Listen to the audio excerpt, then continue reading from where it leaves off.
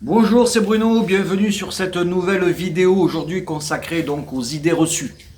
Aux idées reçues qu'on peut avoir par exemple par rapport au monde rural, par rapport à la ville, à la capitale d'Ascension. On va parler de tout ça, on va parler de sécurité, on va parler du comportement à avoir aussi en monde rural. Voilà, je vous explique tout ça, je reviens de suite.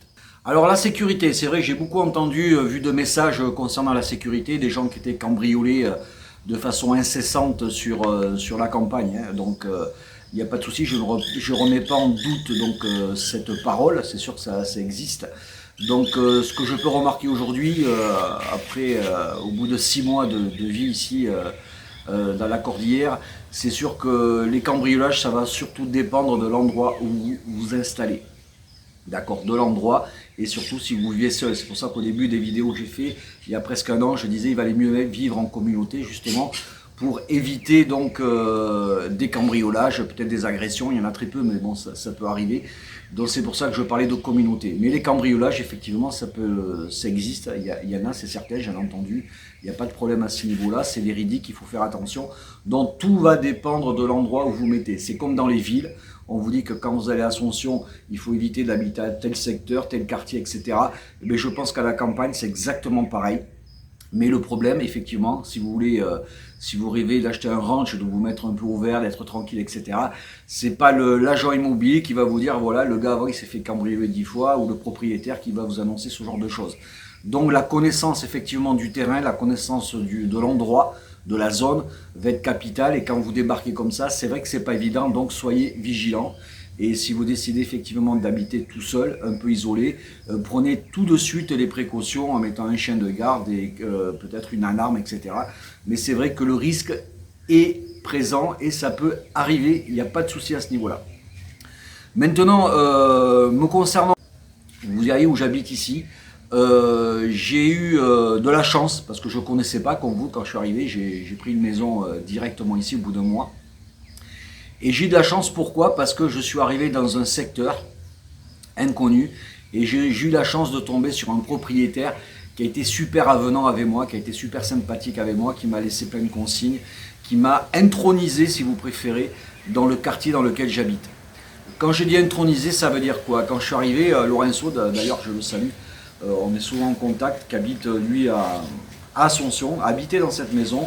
Donc il connaît parfaitement l'endroit, le lieu, les voisins, etc. Et quand je suis arrivé, il m'a prévenu. Il m'a dit voilà, t'es seul. Déjà, il m'a prévenu au niveau des femmes. Il m'a dit fais gaffe, celle-là, elle est comme ci, elle est comme ça. Enfin, ça a été marrant. Il a été très avenant, très sympathique par rapport à ça. Et surtout, ce qui m'a fait comprendre, c'est que déjà ici, quand je suis arrivé dans ce quartier, en fin de compte, c'était déjà une communauté. Ça, c'est super important. C'était déjà une communauté parce que quand vous arrivez dans un quartier comme ça, vous voyez, j'ai des voisins qui sont à 500, 600 mètres. Et il est important, et c'est vrai que là, je le remercie encore, il m'a présenté les voisins, il m'a présenté les petits commerçants qu'il y avait, etc., etc.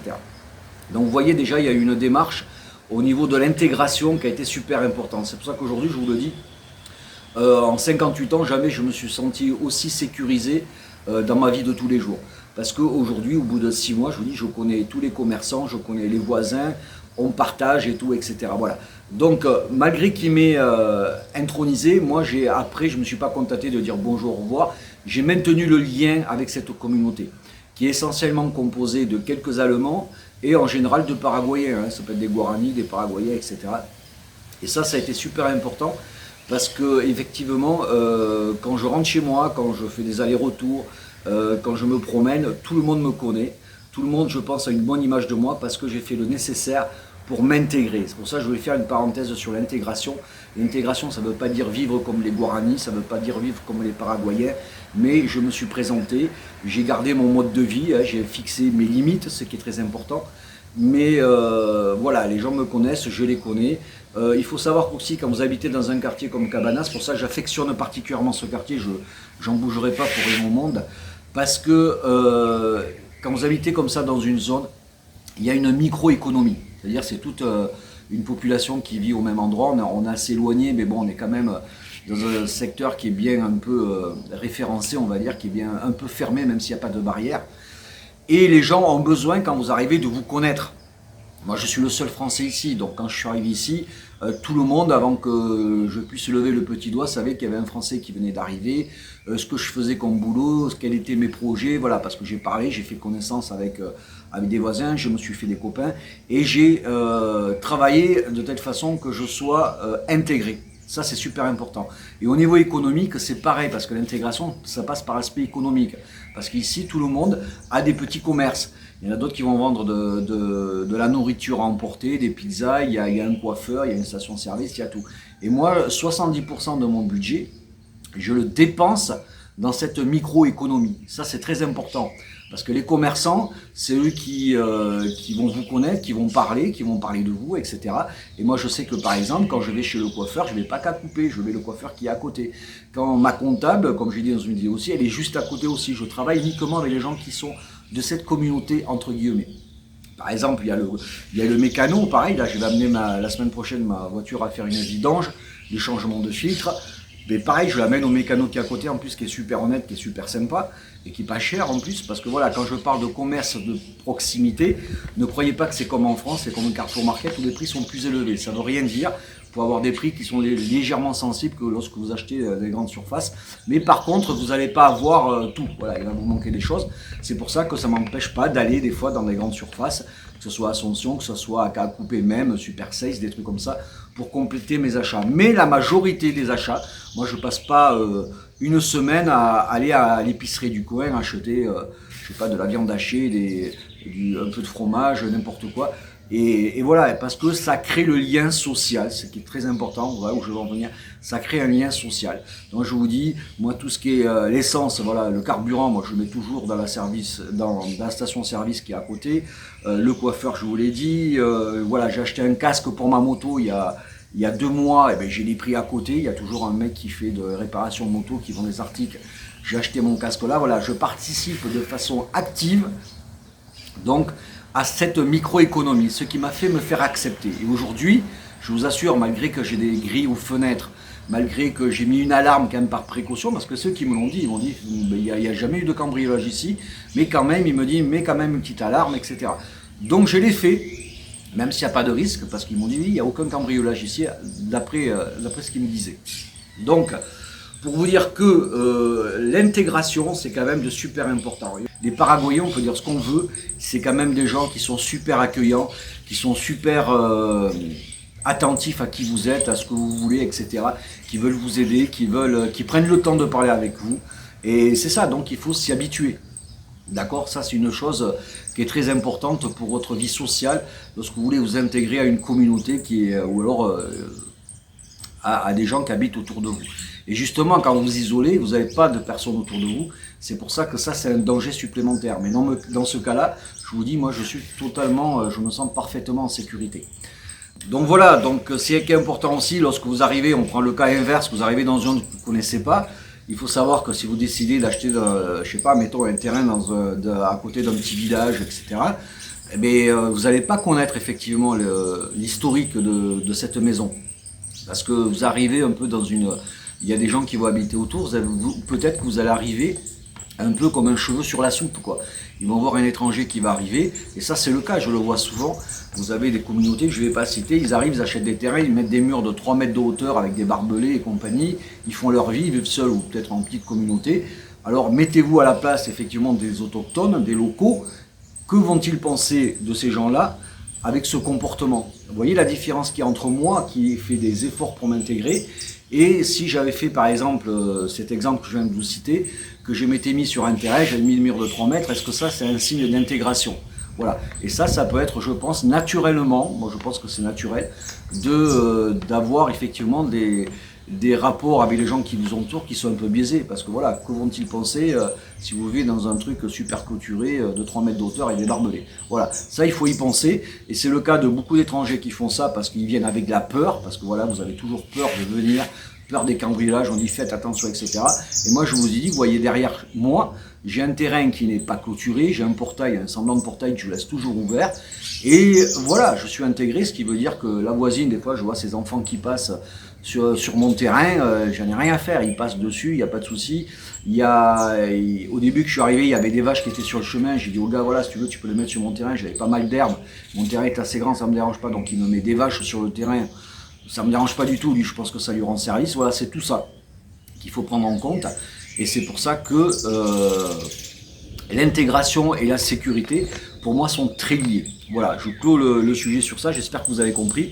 Mais voilà, n'oubliez pas ça, si vous voulez venir habiter en monde rural, pensez à l'intégration, c'est super important pour que les choses se passent au mieux, pour que vous viviez en paix, en harmonie avec les gens qui vous entourent, c'est le but.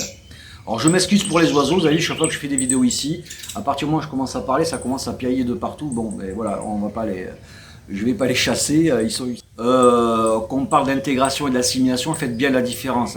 Je ne parle pas d'assimilation, j'ai pas dit qu'il fallait vivre comme eux, je parle d'intégration, c'est-à-dire qu'il faut poser vos limites, ça c'est super important. Moi je sais que j'ai posé des limites à n'importe quel sujet, par exemple au niveau des prêts, ils savent très bien que je ne vais pas prêter ma voiture, ils savent très bien que je ne prêterai pas ma moto, que je ne prêterai pas certains outils électriques que j'ai posé mes limites. D'accord, ils savent que... je sais pas, à partir de 9 h le soir, il faut pas qu'ils m'appellent. Vous voyez, j'ai posé mes limites, ça ils comprennent parfaitement, il n'y a pas de souci. Mais ça fait partie de la communication, il faut vraiment poser ses limites. Alors maintenant, y a-t-il plus de coupures Internet, électricité que Ascension? Alors ça, c'est une idée reçue qui est très fausse. Il y a beaucoup moins de coupures ici. Pourquoi? Parce que les réseaux sont moins surchargés. Moi, depuis que je suis là, je n'ai jamais eu de coupure Internet. Ça, c'est la première chose. Jamais. Et quand je suis arrivé ici, ils m'ont mis Internet donc, qui était au fond du terrain, que vous voyez derrière. Ils m'ont tiré la ligne jusqu'à la maison. Il y a à peu près 150 mètres, 200 mètres, je ne sais pas. Ils m'ont amené, ça a mis à peu près 4-5 jours. Et depuis qu'ils m'ont installé Internet, j'ai jamais eu aucune coupure. Ça, c'est un fait. Quand j'étais à Ascension, j'avais des coupures régulièrement. Je rappelle que j'habitais quand même 3-4 mois à Ascension dans un bâtiment hyper moderne, clim, etc. Mais j'avais des coupures très fréquentes d'Internet. Ça, c'est le premier point. Deuxième point, au niveau de l'électricité. J'ai eu des coupures depuis les mois que je suis ici. J'en ai eu 2-3 jours assez longues parce qu'ils étaient en train de refaire le réseau. Ils changeaient les poteaux, ils mettaient les poteaux en béton, ils changeaient les poteaux en bois. Donc j'ai eu des gênes à ce niveau-là. Mais à part ça, je n'ai jamais eu de coupure d'électricité. À part les 3 jours où ils ont fait les travaux, j'ai vraiment pas eu de coupure d'électricité. A contrario, lorsque j'étais à Ascension, j'ai eu des coupures régulières, d'accord, c'est certain, qui duraient parfois la journée. J'étais même, je me rappelle, j'étais coincé même dans un ascenseur pendant un moment. Donc voilà, beaucoup plus de coupures parce que beaucoup plus de réseaux, un réseau beaucoup plus surchargé qu'à la campagne. Donc voilà, sur ce côté-là, il n'y a pas de souci. Au niveau de l'eau, c'est pareil. Quand j'habitais à Ascension, j'avais des coupures d'eau, ça m'arrivait en cas de mois, ça m'arrivait 2-3 jours où j'avais pas d'eau dans l'appartement parce que la pompe était en panne, je sais pas quoi. Ici, je n'ai jamais eu de coupure d'eau pour l'instant, mais l'été, il semblerait qu'il y ait des coupures d'eau. D'où justement la réserve d'eau que beaucoup de gens mettent sur leur terrain pour pallier à ce manquement. Il semblerait que des fois en période de sécheresse, il peut y avoir effectivement un manque d'eau durant la journée, donc ça c'est ennuyeux si vous se douchez, etc. Et donc ça existe, c'est pour ça donc l'utilité d'avoir une réserve d'eau, un minimum 500 litres, j'ai dit 1000 litres, ça serait l'idéal, pour pallier à ce genre de coupure qu'il y a en général l'été. Voilà, donc en conclusion, beaucoup plus de confort au niveau des réseaux, qu'ils soient électriques et de l'eau, je vous dis franchement, c'est beaucoup mieux ici, du moins dans l'endroit où je me trouve, encore une fois, je parle de mon secteur, beaucoup plus efficace le réseau, on va dire. J'ai mis donc en œuvre un site internet qui est donc actif depuis quelques jours sur les biens immobiliers, donc c'est un site immobilier. Avant je faisais donc des publications sur des réseaux comme Facebook, etc. Donc là j'ai tout regroupé comme un site d'agence immobilière normale, tous les biens en vente que j'ai sur la région de Caacupé et bien sûr de Cabanas où j'habite. Donc là, je devrais rentrer donc la semaine prochaine pas mal de terrain aussi, donc ça va vous permettre de vous connecter régulièrement, voir les nouveautés, vous allez voir à peu près les prix sur les terrains, les maisons, etc. Alors je vous dis, vous avez remarqué, j'ai tous les prix, hein. J'ai une maisonnette qui commence à 10 000 $, même pas 9 500, et jusqu'à des maisons jusqu'à Sandberg qui vont jusqu'à 200 000 €. Donc vous voyez, c'est à vous de voir, j'essaye de faire des produits que je sélectionne qui puissent vous intéresser, et que je puisse bien sûr vérifier donc la vendabilité, on va dire, au niveau des papiers, au niveau des titres de propriété. Voilà, sinon aussi, vous êtes aujourd'hui 120 à vous être inscrit donc sur mon site vivreparaguay.fr pour avoir des messages donc un peu plus privés. J'en fais de moins en moins, vous inquiétez pas, mais par contre, il y en a 5 ou 6 qui m'écrivent, donc je ne peux pas répondre à vos messages parce que vos boîtes sont saturées ou il y a un problème. Voilà, par contre, je fais allusion par exemple à Alain qui habite en Belgique, qui m'envoie des messages. Alors Alain, si tu écoutes cette vidéo, je ne peux pas te répondre parce que mes messages sont bloqués. Je lis tes messages, je réponds, mais ils me reviennent, d'accord? Donc vérifiez votre boîte si vous ne recevez pas de message. J'en ai envoyé la semaine dernière qui était assez long. Et si vous n'avez pas reçu, vous m'appelez par WhatsApp, vous me contactez différemment parce que mes messages ne vous arrivent pas. Voilà, ce qu'on peut dire de plus, ben non, rien de plus, et voilà. Aujourd'hui, donc, je vais me concentrer sur les plans B. Vous êtes nombreux à venir me voir. Cette semaine, je dois avoir au moins 3-4 visites ici sur Cas Coupé, ça me fait plaisir de vous voir. Il suffit de me prévenir quelques jours avant, je m'organise, que je sois vraiment ici sur place sur Cas Coupé, et on se voit. Vous pouvez venir une journée, c'est super. Je viens vous chercher en voiture si vous voulez, si vous venez en bus ou en Bolt, on s'arrange. On boit un café ensemble, on mange ensemble et on parle de tout ça. Donc maintenant, je me concentre sur le plan B parce que je sais que ça a beaucoup intéressé beaucoup de personnes et je vais essayer de vous donner plus d'infos dans les prochaines vidéos et parfois en privé. Donc vérifiez votre boîte mail si vous avez un doute. Vous me téléphonez par WhatsApp et on voit tout ça. Ok? Mais merci d'avoir suivi cette vidéo et je vous dis donc à la prochaine. Mais j'espère surtout sur Cas Coupé quoi. Allez, ciao, bonne continuation à tous et à bientôt.